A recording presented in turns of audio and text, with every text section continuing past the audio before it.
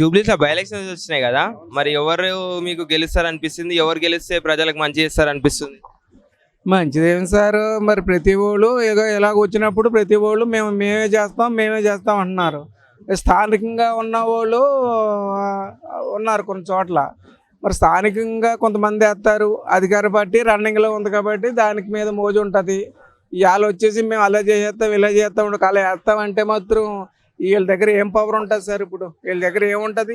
ఆ ఇచ్చినవి గట్ట ఏమైనా ఉంటే ఓ మూలకి రావు, అంతే కదా. అధికార పార్టీలో ఉంటే కొన్ని నిధులు ఖర్చు పెడతారు, కొంచెం మామూలుగా మా ఏదైనా చేయడానికి ఎవరైనా అడగడానికి కూడా కుదురుతుంది. ఇవాళ ఎలక్షన్ ఇప్పుడు వస్తే తిరుగుతారు రోడ్లంట, మళ్ళీ రేపటి నుంచి మళ్ళీ మాకు కనపడరు.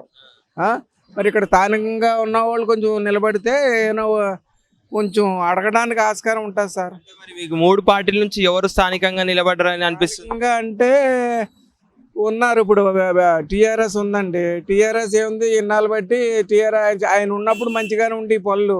మరి వాళ్ళ ఆవిడని తీసుకొచ్చి మధ్యలో పెడితే వాళ్ళ ఆవిడ ఏం చేస్తుంది? ఇంట్లోంచి బయటకు రాదు. ఇంట్లో ఉన్న ఆవిడని బయటకు తీసుకొచ్చి పెట్టారు. ఆమె రేపు పొద్దున్న మాట్లాడటం రాదు, ఏమీ రాదు. ఇన్నాళ్ళే హౌస్ వైఫ్గా ఉండేది. ఇప్పుడు రోడ్డు మీదకి వచ్చి పనులు చేయాలంటే తిరుగుతుందండి.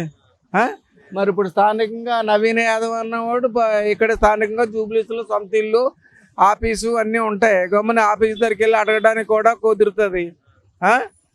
చేయకపోతే ఏం సార్, మొన్న ఎలక్షన్ల ముందు అలా చెప్పారు ఇలా చెప్పారు, రోడ్లు తవ్వేశారు, మరి వేయలేదు. మరి ఇప్పుడన్నా వేస్తారా, ఏరా గెలిచారు కదా అని అడగడానికి ఉంటుంది గెలిస్తే. ఏం సార్ మరి ఇలాగ ఉంది రాజకీయం అంతా. ఇప్పుడు మరి ఇక్కడ ఈయన కూడా స్థానికంగానే అని అన్నారు కదా, మరి స్థానికం అంటే ఈ బీజేపీ పార్టీ అంటే స్థానికం అంటే ఆయనంత ఇదిగా ఉండదండి. ఇప్పుడు నవీన్ యాదవ్ అంత దగ్గరగా ఉండరు. అయినా యువకుడు, కుర్రోడు, 3 సార్లు ఓడిపోయాడు. ఏమి ఈసారి అన్నా చిన్న అభిమానం ఉంచి గెలుస్తారేమో అని ఆశ. దానికి తోడు అధికార పార్టీ అండ ఉంది.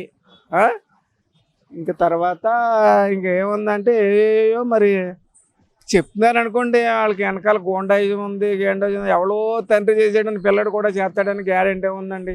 రాజకీయంలోకి ఉన్నవాళ్ళు ఇంక అదే పని మీద ఉంటే రేపు పొద్దున పడి ఓట్లు కూడా పడవు కదా. ఏదైనా 4 పనులు చేస్తే మళ్ళీ నెక్స్ట్ పెద్ద ఎలక్షన్కి వస్తుంది. ఇంకా ఎలక్షన్ ఎన్నాళ్ళు ఉందండి? ఇంకా 3 నెలలు పోతే మళ్ళీ ఎలక్షన్ అంటారు. ఇంక ఇప్పుడు ఏముంది అంతే. ఇంకేమంటారు మరి? ఇంకా ఏదైనా చాలా మంది స్థానికులకే చూస్తున్నారు. కాంగ్రెస్ పార్టీ గెలుస్తా అంటారా? ఎక్కువ కాంగ్రెస్ పార్టీకే జనాలు అనుకుంటున్నారండి. గెలుస్తారని నేను చెప్పను, కానీ స్థానికంగా ఉంటే అడిగి నిలబెట్టి అడుగుదాం అన్న ఉద్దేశంతో వాళ్ళు ఉన్నారు సారు.